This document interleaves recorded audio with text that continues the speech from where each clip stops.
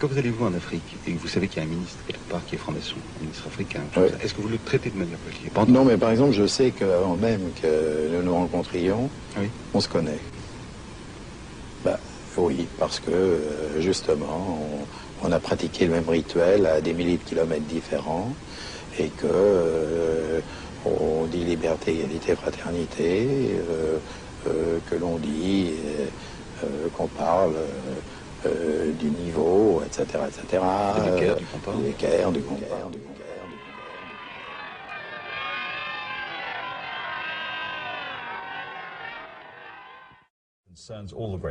La grande question que se posent toutes les grandes puissances, c'est quand l'Empire ottoman va-t-il s'effondrer? Il est moribond depuis 100 ans. S'il s'écroule, qui aura quoi? Comment sera partagé l'Empire?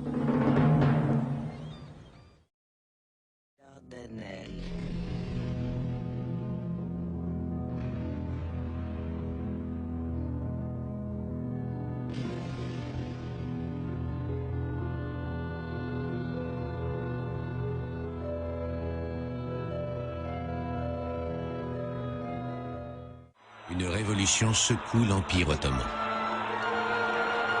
À Constantinople, le mouvement nationaliste des jeunes Turcs se rebelle contre l'autorité du sultan et s'empare du pouvoir.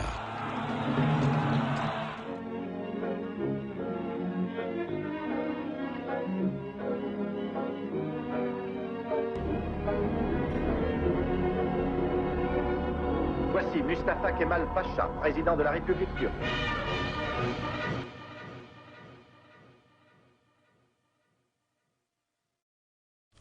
Les francs-maçons vont encourager dans toute l'Europe la diffusion de l'esprit des Lumières. Un exemple caractéristique, dans la déclaration de 1789, vous avez une affiche qui date de cette époque où on a les inscriptions, les grandes lignes, les grands points de cette déclaration, et au sommet vous avez une pyramide, et au sommet de la pyramide vous avez un œil, c'est un symbole de la franc-maçonnerie. Et cet œil du grand architecte de l'univers représente en fait le culte de la lumière naturelle, c'est-à-dire de la seule raison qui va, elle, dévoiler les vérités universelles. Le 29 octobre 1923, la Grande Assemblée nationale turque proclame la République et élit Mustafa Kemal président. Kemal nomme İsmet Pacha Premier ministre et pour rompre avec l'histoire de l'Empire, fixe la capitale de la Turquie à Ankara. Dernière étape de cette révolution, après avoir supprimé le sultanat, Mustafa Kemal fait abolir le califat le 3 mars 1924. Depuis, le monde musulman n'a jamais retrouvé de direction spirituelle unique. Cette décision provoque des remous en Turquie et dans le monde musulman. À la différence de la suppression du sultanat, la suppression du califat suscite un certain nombre de manifestations qu'il traite à sa manière, c'est-à-dire avec brutalité. Un véritable culte de la personnalité entoure le chef suprême.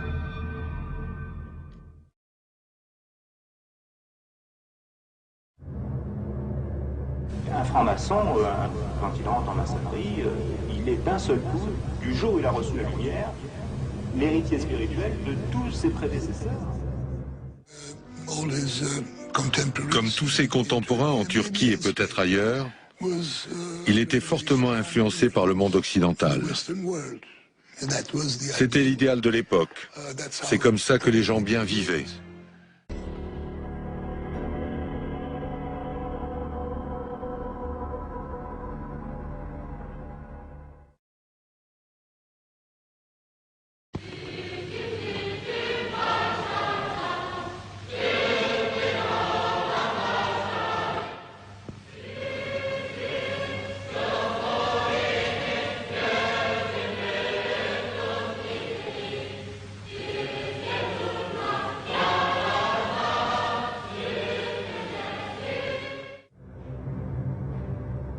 La République ayant été créée, le califat ayant été supprimé, il engage donc toutes ces grandes réformes qui tendent à séculariser la religion sur un modèle que nous connaissons parfaitement, parce que c'est le modèle laïque de la République française. En 1924, Kemal place tous les établissements d'enseignement sous le contrôle de l'État et supprime définitivement les tribunaux religieux. En 1925, il réforme le code vestimentaire et impose le port du chapeau. Cette disposition, qui vise à interdire le port du fez et des couvre-chefs religieux tels que les turbans, est contestée et conduit le régime à exécuter une centaine de récalcitrants. Cette interdiction du fez est toujours officiellement en vigueur aujourd'hui.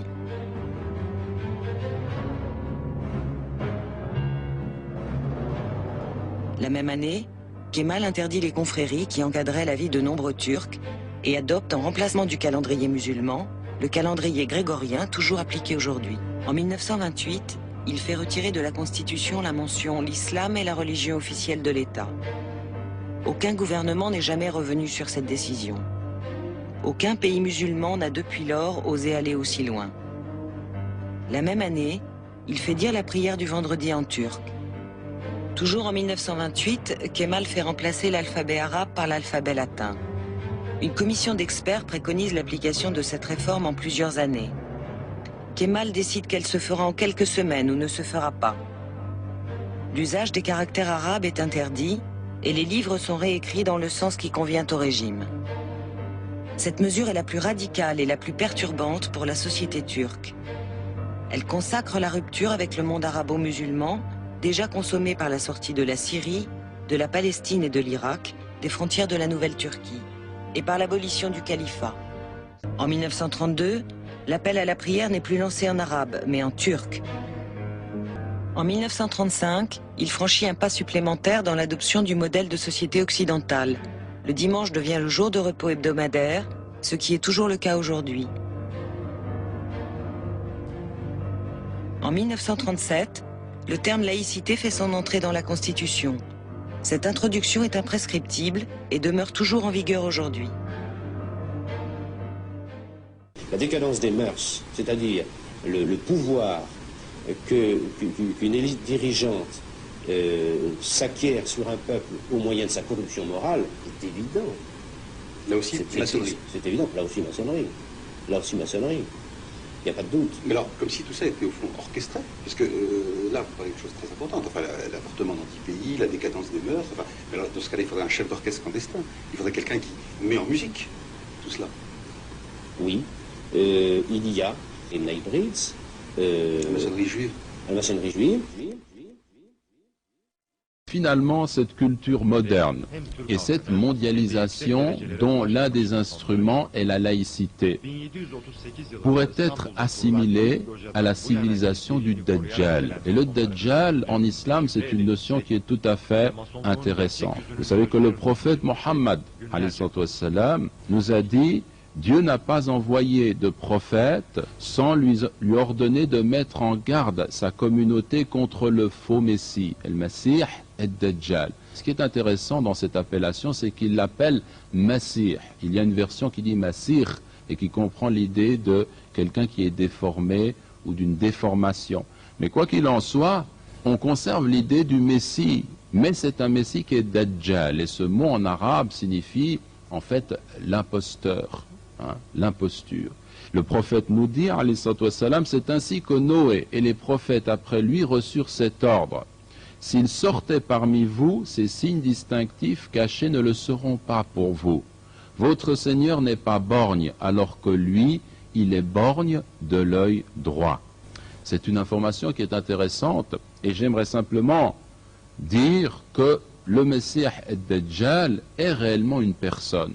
On ne doit pas en douter. Mais cette personne, elle ne va pas tomber comme ça, arriver de cette façon-là. Il y a une civilisation qui prépare en quelque sorte sa venue. Et pour le montrer, j'aimerais vous lire un passage tiré d'un livre de Mohammed Assad, Le chemin de la Mecque, qui est un ouvrage remarquable, où Leopold Weiss, qui est un journaliste juif, montre et trace son histoire, le chemin qui l'a conduit à l'islam, et il a pris finalement le nom de Mohammed Assad. Et il nous cite un passage où il se retrouve avec un bédouin et avec un cheikh où il parle de ce thème. Vraiment, ô frère, demande le jeune bédouin avec vivacité, est-ce vrai que tu as été toi-même un Faranji? Donc c'est un terme, les Européens, c'est-à-dire un Européen, car les Faranjis sont à l'origine les Francs des croisades. Je fais un signe affirmatif et il murmure. Dieu soit loué, Dieu soit loué. Il guide qui il veut sur la voie droite. Dis-moi frère, pourquoi les Farangis se préoccupent-ils si peu de Dieu? C'est une longue histoire, lui dis-je, et cela ne peut pas s'expliquer en quelques mots. Tout ce que je peux te dire maintenant est que le trompeur et que le monde des Farangi est devenu le monde du Dajjal, le brillant, le trompeur. As-tu déjà entendu parler de la prédiction de notre saint prophète selon laquelle dans les derniers temps, la plupart des habitants du monde suivront le Dajjal, croyant qu'il est Dieu? Alors qu'il me regarde d'un air interrogateur, j'expose avec l'approbation visible du Cheikh Ibn Boulaïhed la prophétie relative à l'apparition de cet être apocalyptique, le Dajjal, qui sera borgne, mais doué de pouvoirs mystérieux à lui concédés par Dieu. Il entendra de ses oreilles ce qui se dit aux coins les plus éloignés de la terre et verra de son œil unique des choses se produisant à des distances infinies. Il volera autour de la terre en quelques jours, amassera des trésors d'or et d'argent, qu'il fera soudainement surgir du sol, fera tomber la pluie et croître les plantes à son commandement, tuera et ramènera à la vie, de telle sorte que tous ceux dont la foi est faible croiront qu'il est Dieu lui-même et se prosterneront devant lui en adoration. Mais ceux dont la foi est forte liront ce qui est écrit sur son front en lettres de feu, négateur de Dieu, kafara, ou kafir. Et ils sauront ainsi qu'il n'est qu'une imposture destinée à mettre à l'épreuve la foi de l'homme. Mon ami, le bédouin, me regarde avec de grands yeux et murmure, je cherche refuge en Dieu. Je me retourne vers Ibn Boulaïhed. Alors écoutez bien ce passage. Cette parabole, ô cheikh, n'est-elle pas une description adéquate de la civilisation technique moderne? Elle est borgne, ce qui signifie qu'elle ne voit qu'un aspect de la vie, le progrès matériel, et ignore son aspect spirituel. À l'aide de ces merveilles mécaniques, elle rend l'homme capable de voir et d'entendre bien au-delà de sa capacité naturelle et de couvrir des distances illimitées et des vitesses inconcevables. Ces moyens scientifiques peuvent faire tomber la pluie et croître les plantes, de même qu'ils découvrent des trésors insoupçonnés sous la surface du sol. Sa médecine rend la vie à ceux qui paraissent condamnés à mort, alors que ces guerres, avec leurs horreurs scientifiques, détruisent la vie. Et son développement matériel est si puissant et si éblouissant que ceux dont la foi est faible se mettent à croire qu'il y a une divinité en elle. Mais ceux qui ont gardé la conscience de leur Créateur reconnaissent clairement que l'adoration du Dajjal équivaut à la négation de Dieu.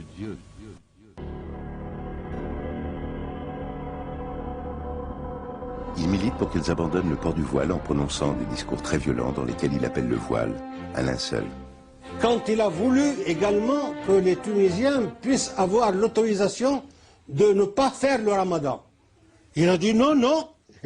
Il a mis une bouteille d'eau en plein ramadan, et puis il buvait. Il dit non, non, non, quand on travaille, il faut pouvoir travailler et faire du rendement, vous êtes dispensé. Moi, chef d'État d'un pays dont la Constitution stipule, article 1er, la religion, l'islam est la religion d'État, je suis donc le chef de la communauté et j'interprète. Il a interprété. Il a fait une lecture nouvelle de l'islam. Bourguiba est tout. Bien sûr, il n'est que président du Conseil, mais c'est déjà lui le chef. La constituante de Tunis, définitivement conquise par M. Bourguiba, vote à l'unanimité l'établissement de la République et la nomination de M. Bourguiba comme premier président de la nouvelle démocratie.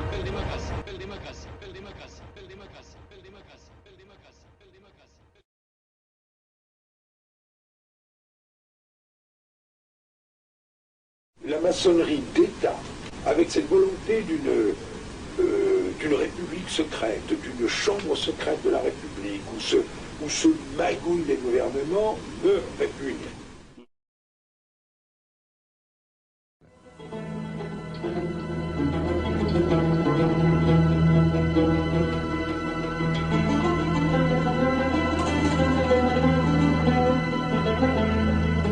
L'Angleterre a établi son protectorat sur l'Égypte, séparée de l'Empire ottoman en 1914, mais occupée par l'armée britannique depuis 1882.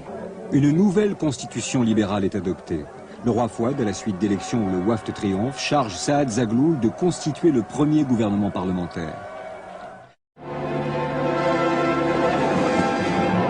Dans ce peuple religieux qui envoie à la Mecque le voile recouvrant la Kaaba, l'exigence rigoriste de la jeune confrérie des frères musulmans fait de nombreux adeptes parmi les insatisfaits.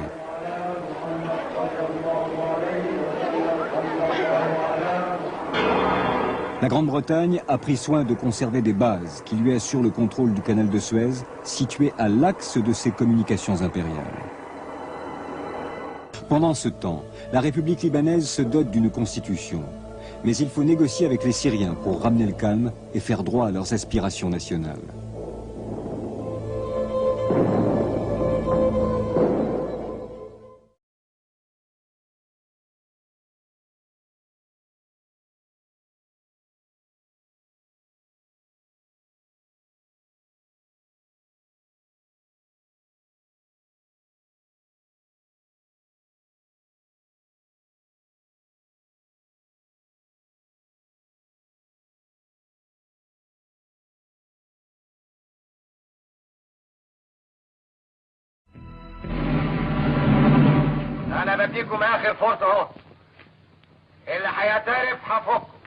In the 1970s, this film was made that showed what happened in Nasser's main prison in the 50s and 60s. It was based on the testimony of survivors.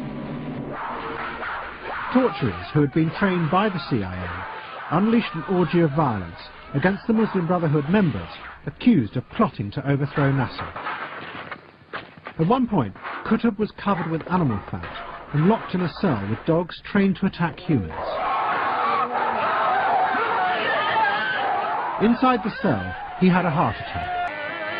Qutb survives, but the torture he believed showed that this culture also unleashed the most brutal and barbarous aspects of human beings.